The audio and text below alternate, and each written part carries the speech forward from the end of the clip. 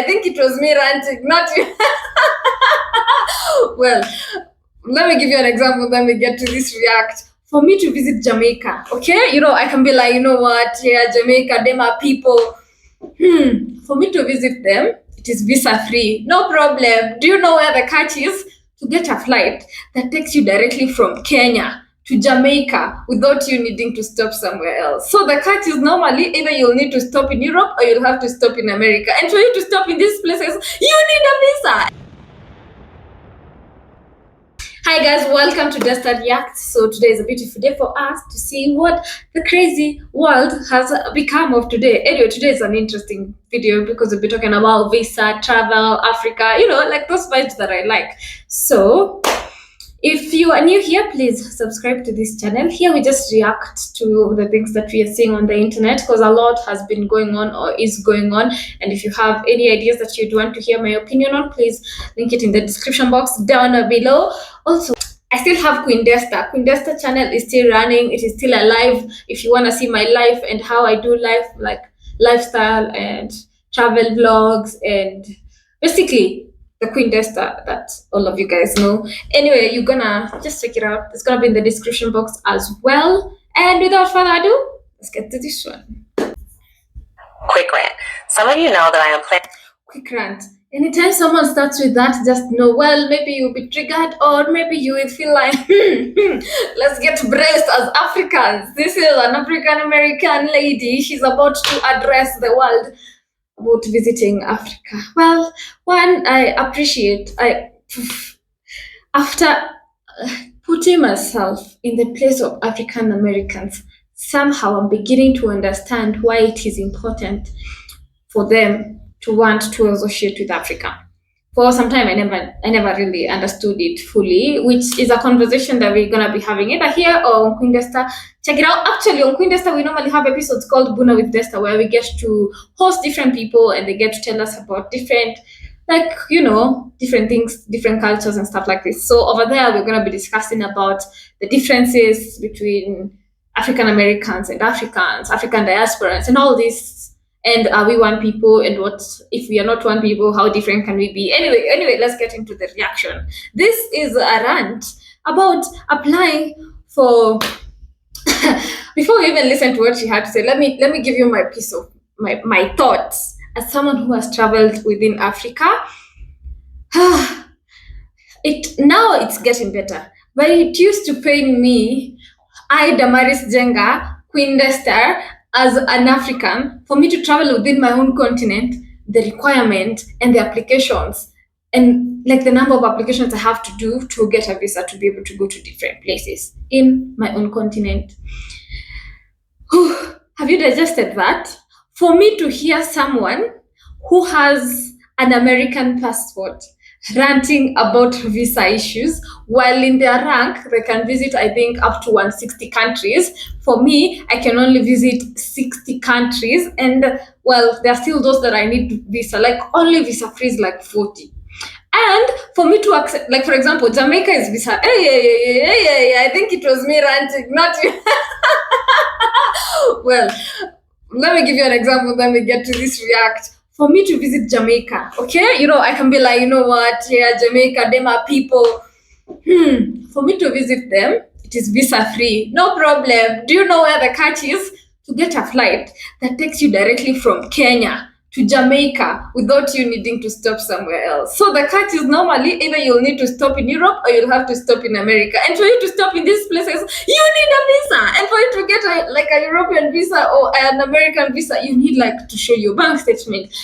You need to show you will be back, so your title deeds and stuff like this.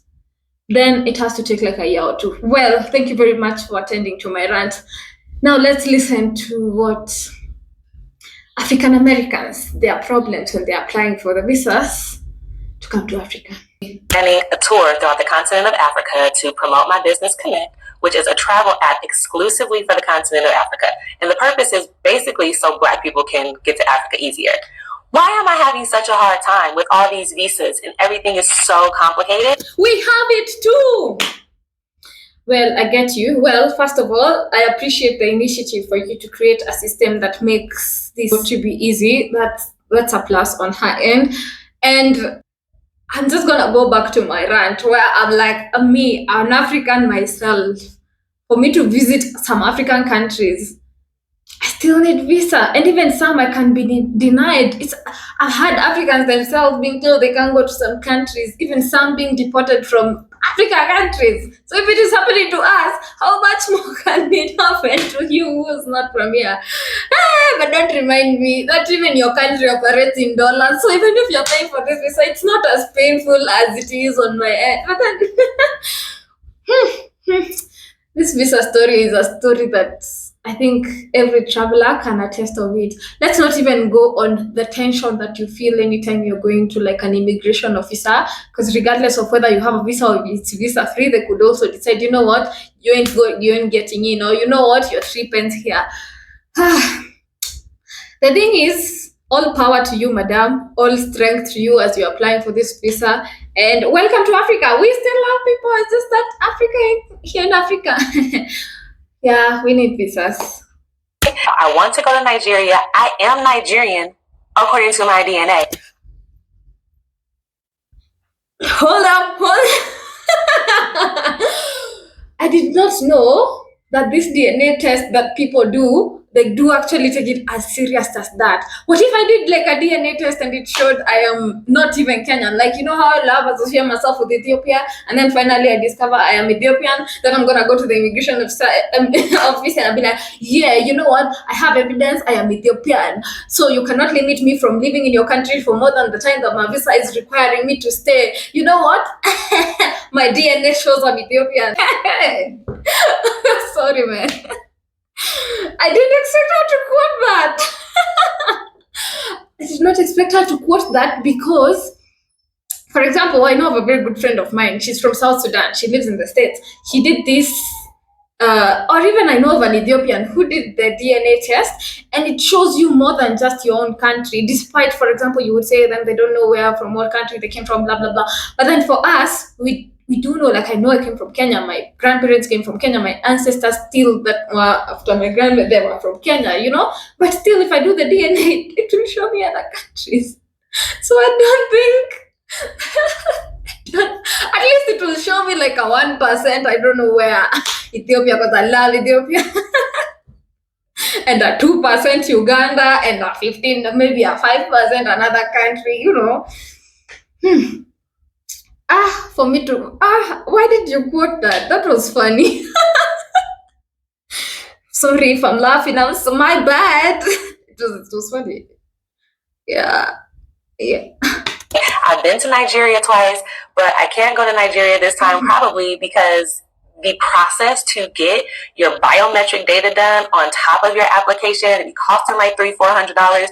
It's just ridiculous, and it takes too long. Do you know, this is now where for the longest time I never used to agree with African Americans when they're ranting about visa, because I am like, do you know how long it will take a Nigerian to apply to come to America? Do you know? Despite even if their family and whatever and their people are there and stuff like this, it is so crazy. It could take like 2-3 years. We're talking about months maximum, just biometrics and some few dollars. Do you know how much I need to pay to come to America for American visa? It costs $300. That's just the application. We've not even talked. We've not even talked about what's it called. We've not. God, I was watching this family and they said, first of all, they went to like America with like the simplest way, and it costed them 1.6 million Kenya shillings. That's like do maths, 10,000 USD, let's say, to be able to come to the States. It's just some of these things is so crazy. Yeah, so it's unfortunate. Before we rant, also look opposite, okay? Yeah. But in all honesty, I still have the wish that I wish we could just, you know what, I'm going to Nigeria, I'm packed, I'm gone. Or the process will pay the money, get in the country, stuff like this, and it doesn't have to take long.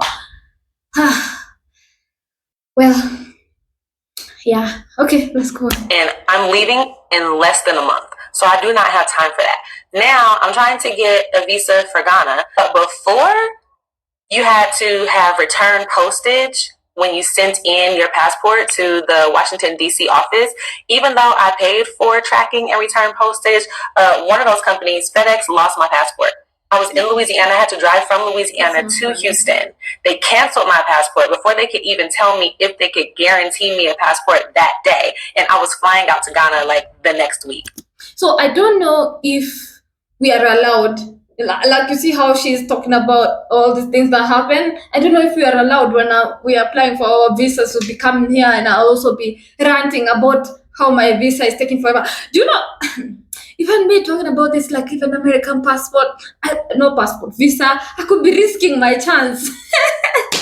They'll be like, hey, here you are, your record shows you are ranting about American visa, you ain't gonna get it. Well, God, I refuse.